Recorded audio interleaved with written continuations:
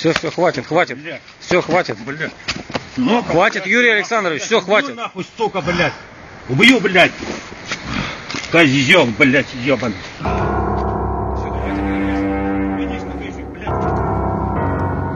Nähtud videoga reporterisse tulnud inimesed kardavad oma elu ja saatuse pärast.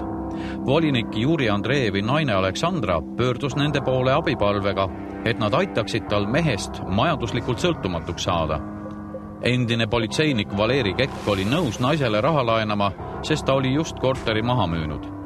Juri Andreev tiris mehe kohvikust välja ja siis läkski andmiseks. Nagu videolt näha, pudenes Valeri taskust asfaldile arvatavasti raha, mille Andreev kiirelt üles võttis ja minema viskas. Мы это, в принципе, вот разыграли эту историю. Мы помогали Александре. Все это началось... Peksuvideo mobiiliga üles filminud mees räägib, et nad mängisid Andreevile teisi mehi, aidates sealjuures hoopis Aleksandrat, kes oli nende abi palunud. Aleksandra kõnelenud, et teda pekstakse ja mõnitatakse, aga abi ju naisel loota pole. Juri Andreev andis seepeale kogu info välja. Näiteks oli ta naisele valmis kaevatud hauda näidanud, lubades ta seal ära tappa.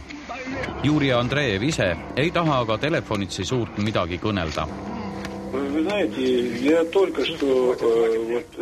Juri Andreev ütleb, et mõned päevad tagasi sattus ta aferistide otsa, kelle kohta on algatatud kriminaalasi.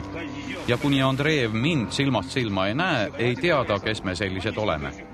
Küsimusele, kes need aferistid siis on, vastab Juri Andreev, et need on petised, kes jagavad valeinfot. Nad söötsid talle ette mehe, kes olevat tema naise armuke ja sellest see peksmine tuligi. Videot filminud mees on asja igatahes Ida politseiprefektuuri edasi andnud koos tunnistajate ja kannatanu andmetega. Mis sellest välja koorub, sellest anname edaspidi teada.